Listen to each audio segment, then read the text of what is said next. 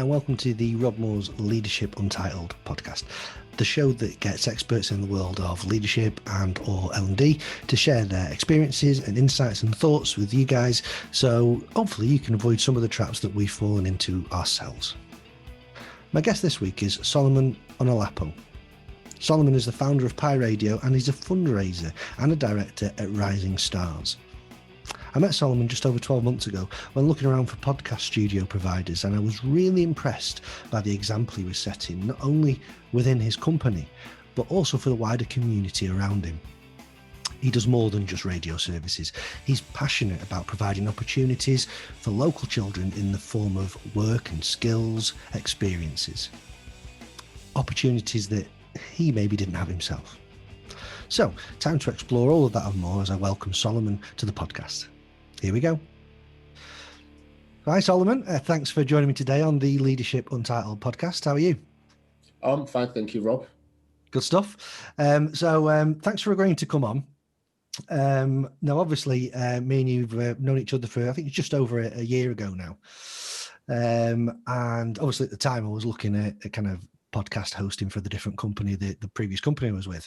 And as I've kind of drawn out in the introduction, what really kind of caught my eye about yourself was just how, I think it's two parts to it really. One, it was extremely professional what you were doing, because I could see the material and content you were putting out on the website.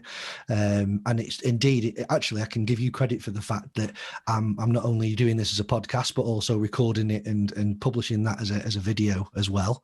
Because I thought that's fantastic to see. Yeah. But also, what was really interesting to me was just your passion for the community. You were putting as much energy into the futures of people and kids in and around Stockport, where it is you live and where Pi Radio is, than you were actually around the commercial stuff that you could sell there. So what I'd like to, if you could give us a bit of a background of, kind of how you ended up in Stockport, how Pi Radio came from there, and why community means so much to you. Yeah, okay. If I keep looking sideways, because the screen's on this side and the camera's that way, so people that I'm not cross-eyed or whatever like that. I do exactly the same, mate. I'm looking over to my left. It's going to make no sense to the people just listening to you, but trust us, me and Solomon are just moving our heads like we're watching. Yeah, exactly. So yes, I guess where should I start? Intro. I'm Solomon Onaolapo, from Nigerian background. I used to live in London before. That's where I kind of went to like my secondary school, college, and whatnot. And then obviously I moved to Stockport. I used to come as that on holidays to kind of say hello to my uncle, stay for like the weekends and whatnot, a week sometimes. And then when I finished college, I was like, actually, I want to change of environment. I wanted to go somewhere a bit different. London was a bit too sort of crowded and a bit, was getting a bit too much really. So I just thought I need, I liked when I came on holiday. So I thought, why not just move over here when it was time to go to university and just, go to uni up here. So, I moved with him in Bridlington when I finished college for about 6 months. I got my own flat, up in the Towers, Three Sisters in Bridlington, if people that know Stockport. So I got my own flat there and, just kind of felt comfortable, got my own place, like, my first flat or whatever, That's it. This is how life starts now. Yeah. So I got my own flat. That was really good. And then I started working, and then obviously I went to university in Bradford, because that's where I wanted to. I didn't really want to go to university in Manchester. I wanted to go to Bradford because I wanted to do computer science at the time. So I went to Bradford. Okay. Yeah. Don't ask me nothing about computing, please. All right, now, any questions? If the listeners have got any questions, I'll give you your email address out at the end. You can just get in touch. Turn it off and turn it back on again. That should usually work. Mostly works for humans as well, I find, Solomon. Yeah, exactly. So obviously I went there for uni, did computer science. Whilst I was there, obviously you make friends as you do at university. And I started doing I had like a buzz for doing events. I was really keen on doing events and music events. I was part of like the ACS, which is the African Caribbean Society, It's like all the students, like the Black students and people of color, whatnot, come together and organize events for other students, like international students and whatnot. So I made all my friends from there anyway. So yes, I kind of started doing events with them, and that was really good, and you kind of got the flavor for it and whatnot. So I tried to do a couple of events on my own. So when I came back to Stockport after uni, Stockport, I was like, okay, cool, I'm looking for a job. I couldn't find anything immediately. Like I did loads of interviews. I had an interview with Shell, an IT company in London for making websites and whatnot. Then like the crash or whatever like that happened, was it 2008 or something happened, and obviously like they gave me a job offer and then they're like, oh sorry, we can't take you on anymore. So I basically came back to Stockport. And yeah, I was like, all right, what can I do with with the skills that I've got? And I thought, all right, let me just start organizing events locally in Britain, in Stockport, because Stockport is a lot slower than other places in the country, a lot slower than Manchester. So that's why I kind of got into doing events, and from there I kind of got dragged into doing youth work. And yeah, that was like 2011 or so, and it's just been doing that ever since. So doing things that the young people want, so this cool, actually we're interested in breakdancing. I go, why can't we do breakdancing? Right, let's do breakdancing, and then that's kind of where my passion for working in the community kind of started from, just wanted to provide. What sort of events and sort of youth work did that start out as then? Yeah, okay. So I'll go back a little bit then. So when I tried to organize my first sort of event in Stockport, in Bridlington, in specific, to be specific, I didn't really, even though I lived there for a little bit, I didn't really know a lot of people in the industry. Just cool, I come in, go to work, stay in my flats, chill with my uncle, go uni, come back, so I wasn't really involved in the community like that. So I started to kind of volunteer with the local community, neighborhood management team, I think they used to call them at the time. Yeah. So I started volunteering with them. So that kind of got me to know about all the other local groups, Scouts and, Morris dancing and all this different kind of groups. But then when I looked all of that, there wasn't really nothing that was for young people. Just some young people like them, you know what I'm saying? But generally young people that a bit more hip, would you say? There wasn't really anything for them really. So I was like, okay, cool. I'm into hip hop. I'm into this. I'm into that. I know lots of young people are into it as well. Let's create something, that will kind of target those, those kind of audience. And the first project that we did was a street dancing project. And the aim of it was to get young people into exercising.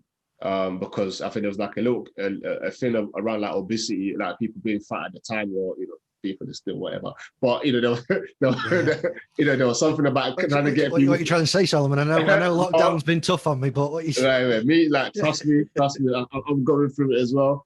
So there was a thing about trying to get people to eat healthy, exercise a bit more. I think your 5 a day was kind of introduced around that time. So I thought, okay, cool, let's do it this way. Let's organize a street kind of a breakdancing workshop. But rather than giving them sweets or whatever when they come to the workshop, we gave them water and little apple packs and your 5 a day packs from Tesco and stuff like that. So obviously the council, the neighborhood management team liked the idea, so they gave me maybe £600 or something like that to kind of get it going. So I didn't get paid for doing it, but it was just let me just try it and get the angle of kind of doing this kind of thing. So they paid for it. We did it for about 8 weeks or so, and it was really popular. Loads of kids were I think it's the first time something like that happened in the local area. So people were really they really enjoyed it. All the little kids came out with their parents in the morning. I think it was 10 or 11 o'clock we had it, so it's early in the morning. So people came out and they really loved it. And from there, just kind of a new project after that, a new project, different projects, and that's how we kind of grew from there, really. Well, brilliant! Because one of the other guests I've had on the podcast is a guy called Nick Shackleton Jones, who's a kind of a learning guru, if you like. He's written books about how people learn, and just something ties into that story there. He kind of goes further than just talking about how do we do learning and development, and how do we get people to learn? He actually goes into the kind of psychology of it and saying, you know, it's actually about moving away from having to learn things. It's about tapping into people's real concerns. And then getting the kind of emotional reactions attached to that. So the reason you just made me think of it there was, you know, how many people across the country are trying to go on diets or fitness regimes or whatever it might be at the minute. And, you know, to be fair, I've done throughout our lifetimes, but particularly over the last 12 months. But it's difficult to do because there's no emotional hook. You know, I'm sitting at home and I've got the choice. I've got the chocolate bar there or the apple there. Which one am I going to go for? What you've done there is you've used things like street dancing, which people wanted to get involved in, people found really fun and energetic. And then through that, they're actually addressing the concerns that their families and themselves might have as well. In a fun way, though. You know, they're kind of doing the exercise, they're getting the good food. So I think it's really, really inspirational. I think what I really love about your story is, though, that when I talk about leadership, it starts off in two places for me. One is leading yourself and then being able to do that first, so then you're able to lead others.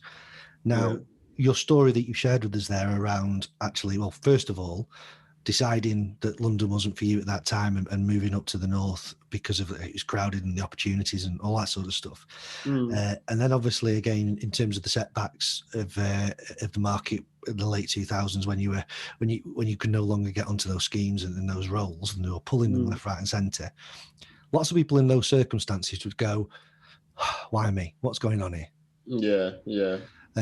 But not only that, not only have you just kind of gone, no, I'm going to keep going for me. You've actually then said, no, I'm going to still make it better for other people, and that's how you've got involved in this sort of stuff. What is it about that? What's helped you manage yourself and make those types of decisions as you've gone through, when, I don't know, a lot of other people could choose something very different? I guess like my sort of like outlook on things is like nothing is impossible. You know what I'm saying? Like, you know, if I have an idea to do something, like 99.9% of the time I'll make sure I do it. You know, even if it fails, then at least I can be like, at least I tried it. Do you know what I'm saying? I've always heard like people saying, oh, you don't want to live a life of regret, or, you know, like you don't want to sort of waste your talent, or, you know, like it'll be a crime to have a talent and not kind of pursue it, or, you know. So I've always thought actually, so my thing is always like, if I have an idea, obviously I'm Christian, you know, so I'm, you know, religious, you know, maybe not as much as I was like earlier on, but, you know, like some things never leave you, you know what I'm saying? So like my thing is always, if I have an idea, I always think, you know what, it's because I've thought about it, it means somewhere out there, it's kind of happened already. So it's just a case of me kind of like putting the actions behind it to bring it to fruition. So if I say, okay, cool, I dreamt that, you know, I've not started dreaming about buying a jet yet, but when I started dreaming about buying a jet, I know somewhere out there it's gonna eventually happen. So you know, so if I say, okay, cool, I dreamed that you know, I'm thinking I'm gonna do this concert, do this event or whatever like that, even if it doesn't happen like in the next sort of 2 or 3 years, the fact that I've kind of started thinking about it, I know in the back of my mind somewhere, like, you know, that's like, you know, the law of attraction or what that people say and stuff like that. And I write it down on my I've got like loads of books that I write like pages and pages. I've probably got 4 or 5 of this year. Once I write the idea down, I just put the book somewhere, and randomly, maybe 3 years later, I might just find the book, and actually like everything that I wrote in that book, I've actually done like 80% of stuff that I've written down, you know. So my thing is just like once I thought about it, I just know I need to find a way to make it happen, or it's going to eventually happen somehow or the other. So they're all kind of like, you know, doing the street dancing thing. I've always seen it on TV. You see like is it Ashley Banjo there when they were doing like the diversity, talent, diversity. So you see all of that. So it's like you watch it growing up. Oh, this is so cool. Like, you know, be like, you know, say like, oh, this is so cool, and like this is amazing. Like, you know, I would love to do something like this one day. You know, so I wasn't like, I'm not a dancer or anything like that, but I know that the fact that I've seen that, I know that, okay, cool, you know, maybe I couldn't do it in London, but I know like in Stockport, in Bridlington specifically, there was nothing like that. So I was like, cool, here's an opportunity to introduce something that I've seen somewhere else, in this area where that doesn't currently exist, and I feel like people would benefit from it. So and because I knew like the council were kind of like trying to address the whole elf thing or whatever like that, I was like, oh, well, take this. That ticks the, the 1 hour dance workshop. So it ticks the 60-minute exercise a day kind of workshop. Give them the fruits as well. That ticks your 5 a day kind of box. Give them some water. The parents are kind of connecting with their kids, because then nobody will be like, oh, little Darren, go and play on your own or whatever like that. I'm saying, but because the parents had to be there with their kids, we kind of made that a must. Like the kids must come with their parents. So the parents kind of got to bond with the kids for like the hour or 2 hours to spend together on that Saturday morning, and then they can go back home and do whatever they want to do afterwards. So it's just kind of like piecing it all together to make it, something that people can kind of enjoy. So, yeah. That's brilliant, mate. Because I guess you just give a kid a checklist of things they need to do to be healthy that day, and it's boring. And make sure you eat your 5 a day. Oh, can I just play on Fortnite? Do I have to? Yeah, exactly. Doing something they enjoy, and then by the end of the day, they're actually like ticking off the things they've done without probably realizing that they've done these great things. Exactly. So you find that actually writing things down that you want to achieve really helps you and focus on that, do you? 100%. Like I said, literally, I've got different notebooks, small, big ones, or whatever like that. I've kind of had over like the last of probably 10 years and whatnot. And literally, if I flick through most of them, I'll probably say like I've done 80% of them, or I'm working it, on a lot of them. So definitely writing things down, 110%. Like, it does happen. Yeah. I think you kind of remind me. There's a couple of guys on social media, very active and successful on social media. One most people know, a guy called Gary Vaynerchuk, and another guy called Rob Moore. Not me, slightly different spelling. And he's got by far fancier cars than I have as well. But that side, but they kind of talk about this, they look at this idea that people are an overnight success. And whilst Rob Moore particularly concedes that it's more possible now that very suddenly, a 7-year-old can be famous on YouTube when 24 hours ago no one knew the guy. But at the same time, it really does take minimum of 10 years to become an overnight success. All the working. Gary Vaynerchuk talks about his podcast and his video cast around wines, wine tasting that he did for years and years and years and years with very few people watching it, but just kept going because he knew what, again, his plan was, what he was trying to aim towards. And that's it's fantastic. I guess the other thing you reminded me of as well, have you ever heard the story with the guy with the red paperclip? No, go on. There was a very short story that he obviously had a red paperclip, but most people just go, it's a red paperclip, or even like, what do I want that for? No use, throw it away. He actually traded items. So what he did, he started off with the paperclip and he traded it in. I can't remember the exact things now, but he went and swapped it with someone for, I don't know, a pen, and then he went and swapped the pen for something else, and each time he upgraded it slightly. They needed that, and he just had something that was worth a bit more. And eventually this guy was getting a house on a holiday. Wow. And he just started with a red paperclip. There's no money here, there's no working involved. It was just a vision of doing something. I mean, it just kind of shows you that first step on that big plan is as important as the last step, because no one calls it. If you go and search on there about the house phenomenon or something, you won't find it. It's all about the red paperclip, which was the first step. Yeah, that's true. So that first step into for you then, like in Pi Radio, then what's your vision for that? What's your vision around how that links to community, and what is it that basically gets you out of bed every morning to really push this?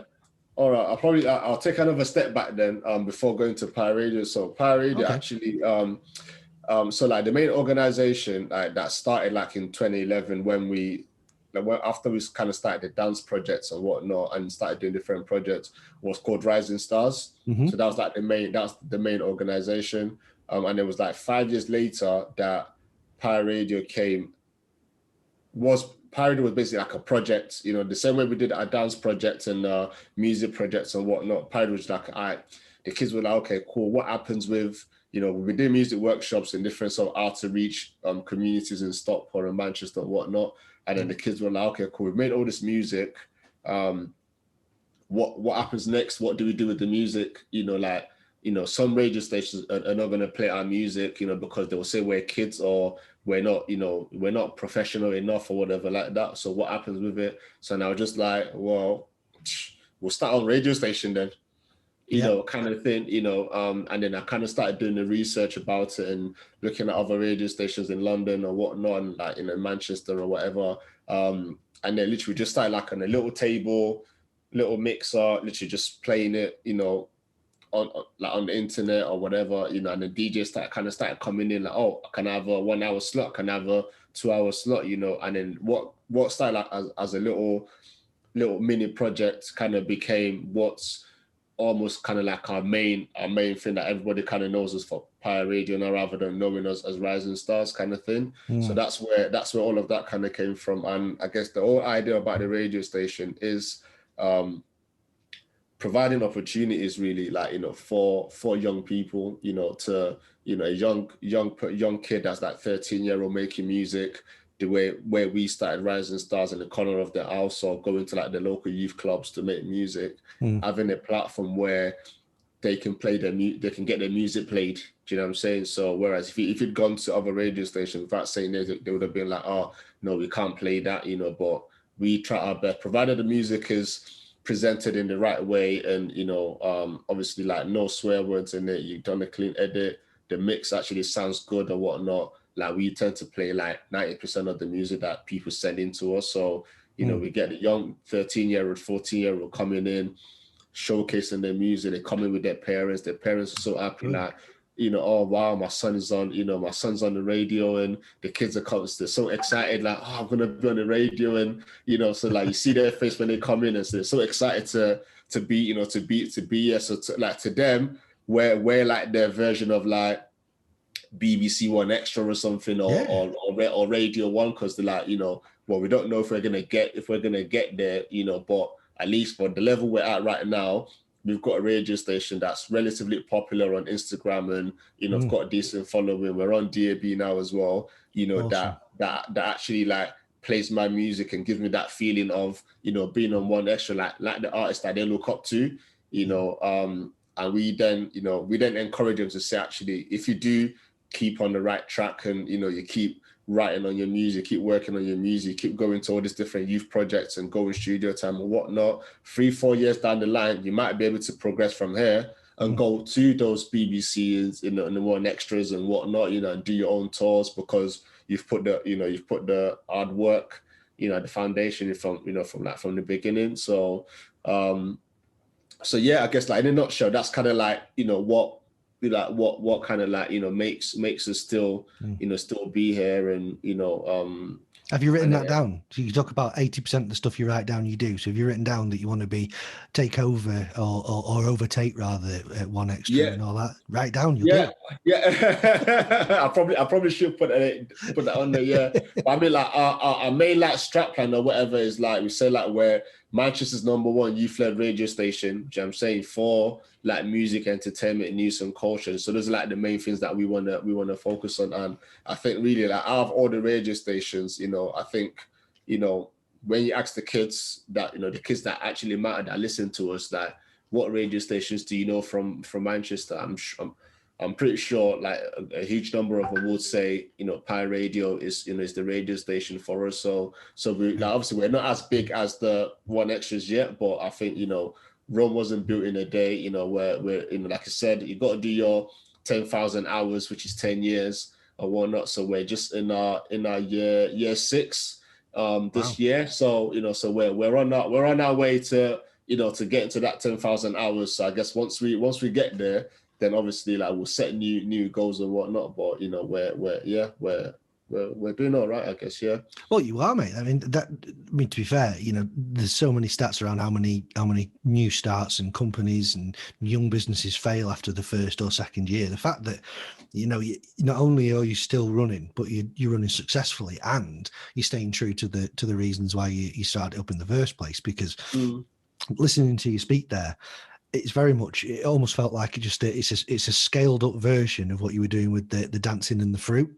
Yeah, You know, literally. you're kind of getting people through the door, and you're actually, Yeah. without them realizing it, it's not fruit they're eating necessarily, but it's they're actually getting the skills they're going to need in life, and Yeah, getting yeah. confidence from it, and taking them away maybe from some other things, that other choices they can make in the process. But like you say, then when they do get these opportunities in future, they've already got the skills and the experience and the resilience to kind of bounce back from. Exactly. Kind of fair to say that vision seems to keep flowing all the way through. Yeah, most definitely. It's like, you know, a lot of artists, they might not have maybe like media training is you know, you would call it. I think, like, I don't think UK music industry really does like media training. I think that's probably what they do more in like America or whatever like that. So, you know, so a young person that's maybe come through here and other local radio stations, they kind of learn the etiquette. Okay, cool. I've got a radio interview. I need to be there 15 minutes before. I need to make sure I've set my music to them in advance. I need to make sure, you know, I'm going to be on camera to make sure my hair's looking good. I'm saying, so they're learning all these other skills that would use, even if they don't become that big star or whatever like that, they learn those skills of preparing themselves and getting things ready and having manners to, you know, to speak to people properly. You know, they learn how to, because they have to email their songs in. They've got to be like, oh, hi, I've listened to your show. I really love this. Would you like have me on your radio show, please? So they're learning all these little soft skills. Brilliant. That they might not necessarily realize they're learning. Do you know what I'm saying? And if they do become a successful artist, at least they've got like media training of knowing how to conduct themselves on the radio, not swearing and not rocking around on the microphone when they're speaking. So they've kind of they're learning those skills along the way, you know. So yeah. That's brilliant. I mean, it absolutely is. It's just they can kind of make the mistakes if they're going to make them with you, and then kind of learn from them going ahead. I mean, Exactly. one thing I get from a lot of young businesses, and certainly the people starting those businesses, is they have a great passion and a purpose behind why they do it, as you obviously do. And then one thing that they start to struggle with as they grow, and I think I made a note, you've got about sort of 70 odd people or something now. Yeah. So as companies start to grow, what quite often happens, people struggle to keep that vision and passion, the why they started it with, alive in other people, you know, getting other people to care as much about why you do it as you do. Yeah. Which very much then comes to your kind of idea around how to lead others. So you kind of want to walk me through that in terms of what you believe in terms of your leadership, what you try and achieve through that, but also how you like to develop those in your teams to be leaders and develop them as leaders as well. Yeah. I guess, like, I think I probably mentioned this before. Like, I a lot of things that I've learned by doing, you know. So I guess I try to like not push, but I try to like show people that, you know, like, nothing is impossible. So like when I'm I wouldn't say I'm like, yo, I'm the leader or whatever like that. You know what I'm saying? But it's like, okay, cool. Like, if we have an objective, or we have a project, we have something that we need to do. Cool, right? We'll break it down. This is what we need to do, right? You're in charge of this. You know, you lead this part. You know, you lead this part of the project, and, you know, you're fully responsible for this. And whatever you need to make that happen, whether you need to have like your own team around you to make that happen or whatnot, you know, I've kind of learned that, you know, it's better, like, people will do more when they feel like they're responsible or accountable for something. Do you know what I'm saying? So so like I said, we've got like 70 people or so within like this radio station, presenters and volunteers and whatnot, you know. And probably have like maybe 4 or 5 departments that, you know, other people are responsible for, and under them they've got like 5 or 6 people that work within their team, and then, you know, other people or whatever like that. So so the question, like, my leadership skill method, it would just be more of like just showing people my way of doing it, but then allowing them to do it their own way. Provided the quality is there and the job gets done, I don't think I'm not too bothered about, you know, how you do it. It just needs to be done the right way. And I think everyone that comes there, they understand what it is we're trying to do. Do you know what I'm saying? They've joined Pi Radio because they understand what it is that what Pi Radio stands for. Do you know what I'm saying? So, and anyone that becomes like a leader is because they've kind of come through themselves as a from the like kind of entry level of, okay, cool, I want to volunteer, I want to have my own radio show. Then gradually, you know, they come in with their radio show, then they get a little bit of responsibility, then they get good at that, and they get a little bit more, then they get good at it, then they get a bit more, then they get, okay, cool, right, you're really good at this, right? Why don't you lead this department?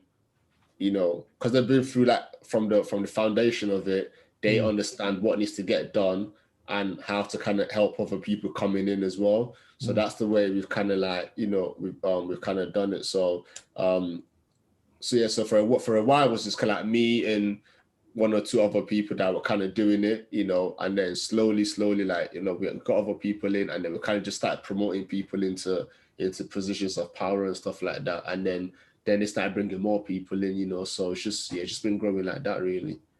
Brilliant stuff. And, you know, I guess again, that I keep coming back to your example about the fruit. It feels like you're doing that again with leaders. Then you kind of, they're bringing them in, that they're coming in as part of the community that you're doing. That, you know, they believe in what you believe, and they're doing stuff around that project. And then as they're doing that, you're kind of giving them things to do and doing things with them that naturally showcase those that have leadership skills, and naturally give them opportunities to develop leadership skills as they're going along. Yeah. So by the time there's actually a point where you actually need more leaders in the organization, you've actually developed those skills in quite a few people, which is completely, quite often anyway, at odds with big organizations who, you know, people who are good at the job, suddenly they're the manager of the other people who are doing the job. They didn't get kind of developed as a leader. They got developed to do the job. Yeah. And then, wow, what am I supposed to do now? I'm leading people. You know, if I'm right, what I'm sensing there is that's not your way of doing it. You effectively bringing everyone with you to be leaders. Yeah, exactly. Because again, like, you know, I've like, with the radio station, I've never like run a radio station before. So it's like I'm having to figure it out every day. I'm having to learn every day. So as I'm learning, you know, we're kind of sharing that information with each other, and then like they learning their part of the department as well. So like recently we have a guy, he's kind of like the editor now, you know, like with the website. So for a while, he used to just be like myself, that used to like just try and blog stuff on the website, you know, with trying to do, you know, other stuff as well. Then we had like a girl that was a lady that was kind of voluntary. She was doing it for a little bit, but then she couldn't. And then this new guy came along, and it was like, he came in as a radio presenter, but then I could kind of see, like, kind of talking to him, finding out what he was a bit more passionate about and what skills he had and what. And I said, all right, well, how about this then? Like, give writing this a bit of a go and see how good you are. Then he started writing it, and he was doing it quite well. So I was like, cool. We need to have more content on the website. We know we've got a following on social media. Are you okay? Would you be willing to lead the department, kind of like, you know, make it your own thing and run it, you know, the way you want to do it and whatnot? And it's like, yeah, why not? I'll give it a go, you know. And then we kind of made him a posted it out there to recruit writers and whatnot. And we got loads of writers involved.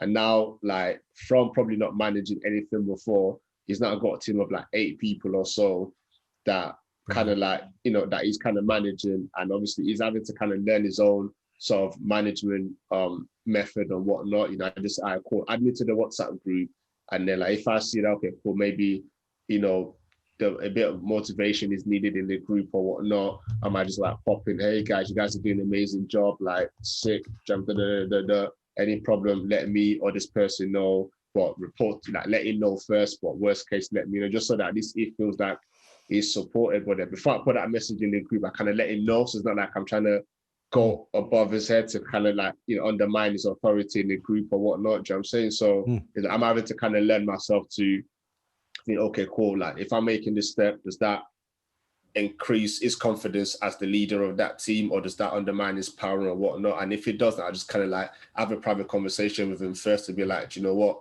right, maybe we should do it this way, or and then once we kind of have agreed together, then, you know, we kind of lead the conversation into the group that way, you know.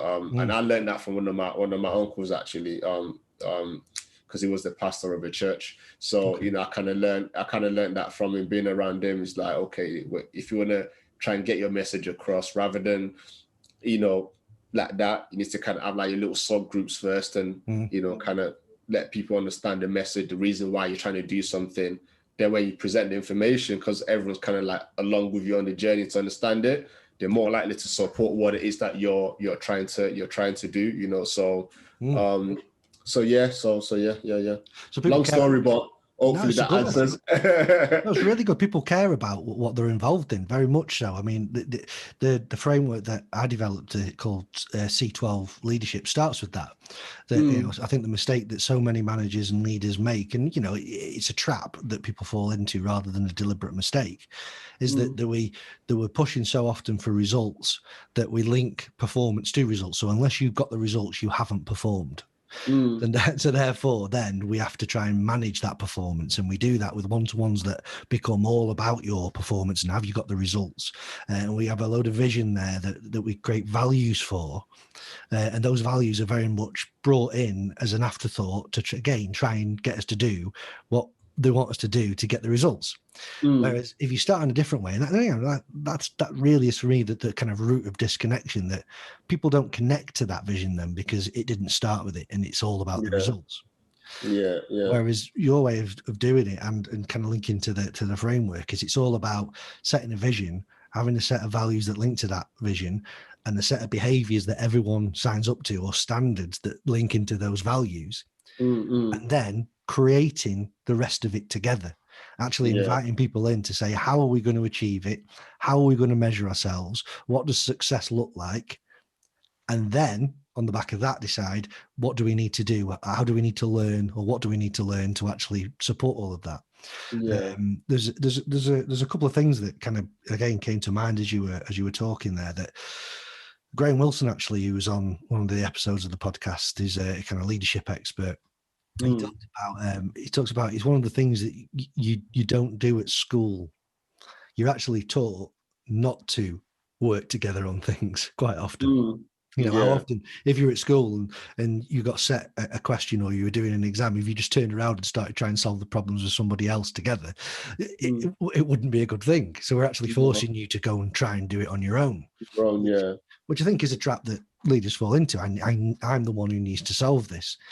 That isn't the case. But the other thing that links into that is you have said a few times now that you've learned as you've gone along. And you've also said that you're still learning now, which is absolutely great. You know, you're learning something new every day by what you're doing.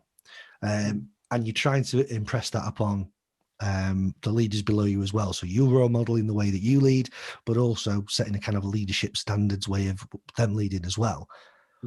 But for them to fail and make mistakes in their own way, if they so do that, so they can learn from those mistakes. So I guess for you, how important is it in terms of becoming a leader and learning those skills to make mistakes, and how, I guess, going through the two parts again, how do you deal with that when you make mistakes to make sure you learn from them, and how do you deal with the managers underneath you when they make mistakes? I guess like for myself, I've learned to be like sort of a bit more self-aware, I guess, you know. So like kind of like I because like it's like I've not really got anyone, because like when you're working in a workplace, you've got another manager above you to be like, oh, you've done that wrong, so, or they can correct you when you're wrong. But because like I'm sort of like my own manager, I have to self-evaluate myself regularly and be like, oh, Solomon, like you messed up over there, you know, like that. Maybe like you should have done that a little bit better next time, or maybe you could have done this a little bit better, blah, blah, blah, blah, you know. And it's that kind of learning to accept my weaknesses and what I can change, or what I'm willing to change, and what I can't change or can't bother to change. Just like, you know, leave it. You know, one of the things that I know I'm not good at is I hate doing paperwork.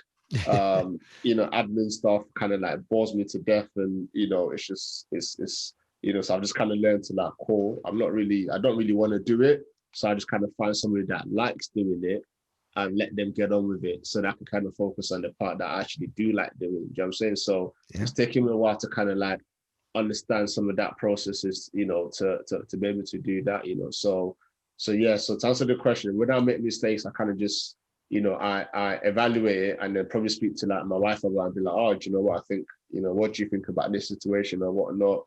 How should I sort of, how should I approach it, or give me like your view on the situation from the outside looking in? Because obviously, if you're involved in it, you might not see like your errors straight away, so she can kind of chime in a little bit on, okay, cool, maybe you could have done it this way. I might say, nah, that's rubbish. But then when I'm on my own again, I can reflect and actually maybe she's got a point, or maybe somebody else has a point. You know what I'm saying? And then again, you learn by like watching stuff on TV, or listening to audio books or whatever. You know what I'm saying? You can kind of pick up one or two things. You might not know at the time, but when you have to make a decision, what you've kind of picked up from those kind of things kind of help you to form your own opinion. And you can be like, you can play the scenarios in your head and be like, oh, that happened, so actually he messed up doing it that way. Maybe let me try not to repeat the same mistake and kind of learn from that and try it this way, maybe kind of apply it to my situation. And then in regards to the team, again, if they make like a mistake, I'll just go back to, because that we're not like massive yet. The main thing that we have to worry about with the radio really is like, number one, people swearing on radio, like Ofcom license or whatever like that. We've not got millions of people listening to us like the BBC, so chances that anyone's going to complain is a bit slim. But at the same time, we try to make sure we let people know, if you swear and it's a fine, you're going to pay that fine. So you kind of pass on the responsibility a little bit that way. I mean, after this podcast, Solomon, you're going to get millions more listeners. Amen obviously, to that. Obviously, bring them on. You know what I'm saying? So like, we don't have to worry too much about maybe like people swearing on the radio. So what other mistakes can people make? I feel like this like the main thing really is just like, my main thing is just like quality of work.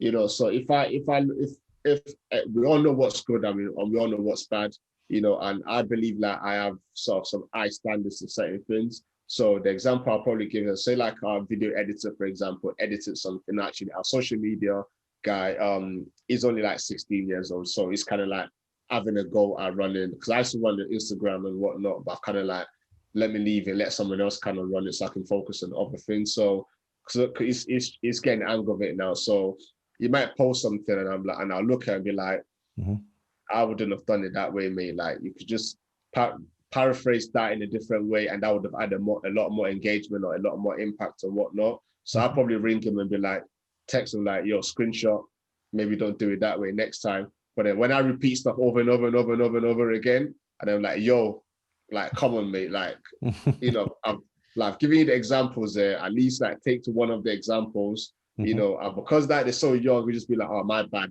So once someone says my bad, like, what, you can't really say, what do you say to that? He said, I'm sorry. So what do you say? Just like, all right, cool, you're sorry, but all right, let's try not to make that mistake next time.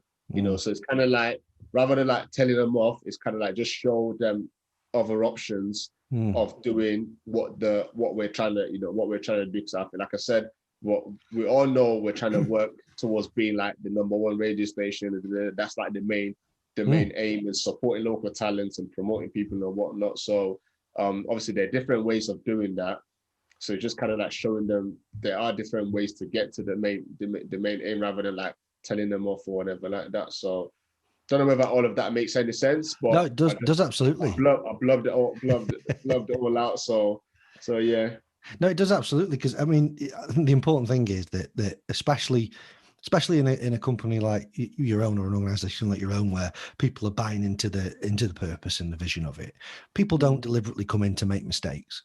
In that sort of example you were using there, fictional or real or whatever it might be, is that that person wouldn't deliberately be putting something onto social media that they knew was wrong. They're all trying with the same intent to make this a success and to grow business.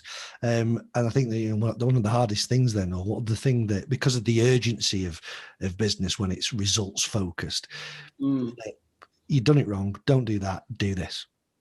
So being able to spend that time, and quite often it's the first thing when I do coaching, is that to say, have you actually spoken to that person about it? About why they did it?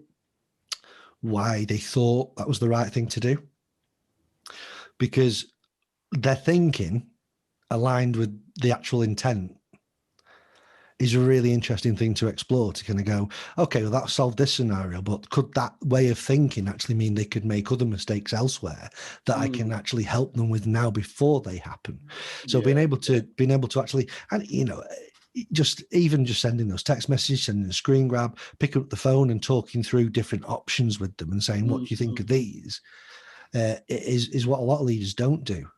And generally with your approach, how what sort of reaction do you get off the guys when you approach them with those kind of mistakes or options and advice?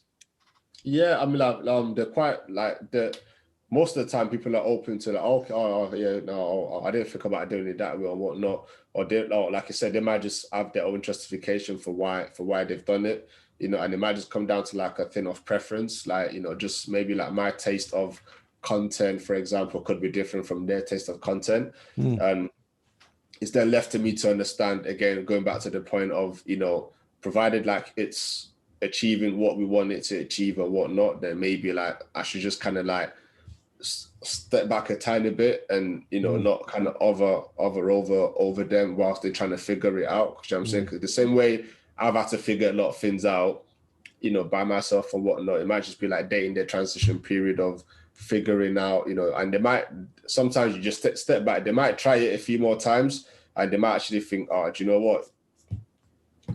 Maybe it was right. I should have done it that way. But then at least they've kind of come to that conclusion themselves rather than kind of it being me that's kind of like, kind of shouting it down their neck, oh, you're wrong. Because then they'll keep doing it more to prove to me that they're right. But whereas if I just kind of like said it, you figure it out then, and then they've kind of like processed it themselves, they're more likely to kind of come around and find a different way of doing it.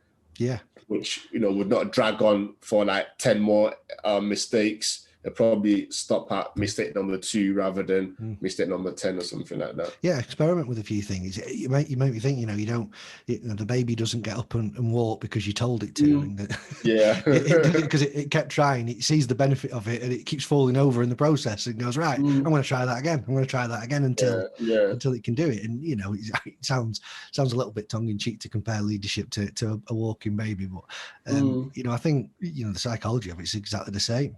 Exactly the same. Of course. Yeah. So if you were to give one piece of advice then to someone looking to start out in their own business like yourself, and they've got an idea but maybe haven't got whether it be the confidence or just that initiative to actually go for it, what's the first thing? What's the one piece of advice you'd give them? I'll say like write down what you want to do. Literally, I feel writing it down. I know people talk about a vision board. I've not really got like a vision board to say, but I guess my old book, all my books are like my vision books, maybe, so literally just write down what it is that you want to do, and just start like literally just start doing it. You know what I'm saying? Take the first step of doing it. And if you fail, just go back to the drawing board. Like just because you fail doesn't mean like the idea is not a good idea. Do you know what I'm saying? It might just be like, maybe the timing, isn't quite right yet, or you haven't, or you're doing what you should be doing in step 5 in step 1. So it might just be kind of, cool, just reevaluate and be like, okay, cool, let me break it down into like smaller sizes from where I am right now, my situation, my resources or whatever like that. What can I do first? What can I do right now? And just start with that. And then gradually, like you then get to, walking, like I said with the baby example, you can then start to crawl and walk and run in and all of that kind of stuff. So yeah. Brilliant. Awesome. No, thanks for that. Yeah. We're kind of coming to the end of the episode now, Solomon. So what we need to do now is that kind of looking at my notes and thinking back to all the conversation we've just had is to come up with a suitable episode title.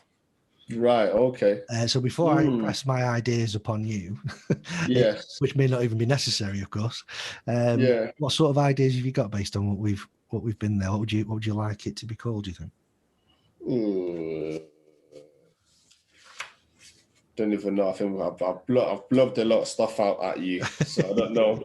I'm trying to think, like, is there like a recurring theme?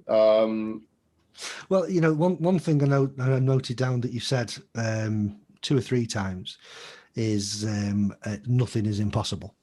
Yeah. And then obviously you've also got the kind of theme of, you know, write it down, make it real, and just do it. Yeah. Yeah, literally. I think, nothing is impossible. Like that. Yeah, that's literally like explains the whole story of Pirate and Rising Star. Nothing is impossible. And writing things down. So I don't know how to link those two together. Like what have you got as a title so far? No, well, that's great for me. Nothing is possible. So we can link those. Nothing is possible when you write it down. Yeah. There you go. Got it. Just making the notes. So I don't forget. I'm writing it down so I can succeed. Yeah, nothing's impossible when you write it down. Yeah, literally, I think that probably summarizes it, to be fair. I mean, like, going back to what I said before about if an idea might not be right for now, but it could be like literally there's like a project that I was doing like a funding bid for at the start of the last lockdown, you know, and when we did the application at the time, we didn't get the funding for it. We did the second one, we didn't get the funding for it, but then we've done the third one. And it was literally everything that we wrote, that we said we're gonna do in the first one, or the whole like foundation around the idea. Right, I'll be specific then. So basically, something called the Audio Content Fund. You may choose not to blob some bit out. Basically, called Audio Content Fund. So they commission people to make audio for radio stations and whatnot. So we've applied with a project called Young, Black, and in Isolation. So the idea of it was we were going to interview loads of like young people, from people of color and whatnot, and how COVID is affecting them, how having to isolate was affecting them and everything like that. Whether they've started any new businesses, whether they're doing learn anything new, taking any new challenges, and how they're basically coping with all of COVID and whatnot. So this was like at the start of COVID in April of last year. So we did the application. The feedback I got was, by the time we fund it, COVID would have been over. This was in April of last year. Yeah. So they said, so for that reason, we don't think this is right. So that went, I said, all right, cool, no problem. Then another round came out like in June. We applied. We totally took out the isolation bit and people being lonely, all of that kind of stuff. We took it out. Gave them a different stuff. They said, no, this is not the one. Then they've then gone and released a whole funding round around people making content, around people being lonely through isolation. Yeah. Right. So that's round number 4. So we didn't apply for that because I thought, whatever, we're not going to get this anyway. Then we've then done an application for another round. Then they've then rang me saying, this fits perfectly with people in isolation and being lonely. So then yesterday I was just thinking, what the heck, like what the actual, like, so when we applied it last year, he said no to it, but then almost a whole year later is when, you know what I'm saying? So going back to like literally writing things down and maybe like what you thought was the right thing the first time, it might just be the timing isn't quite right for it yet. So it doesn't mean like tighten the whole idea, it just mean, right, okay, cool, write it down, park it for now. A year from now, it might be like there might be an opportunity to use that idea for something, for something at that time. So that's where the long story I'm trying to get around to, basically. So yeah, no, definitely. But it seems true that the kind of the playbook that I've designed, this Medals playbook for L&D professionals. It's the same thing. It's built of different things I've done in different companies in different roles throughout my career. And at the time, it was just one little thing I was doing. And then when I sat down last year to actually codify it all and bring it together, I've gone, all right, okay, there was a reason to doing that 6 years ago and bringing that 5 years ago. Yeah. Together. So definitely. So we'll go with that then. Nothing is impossible when you write it down.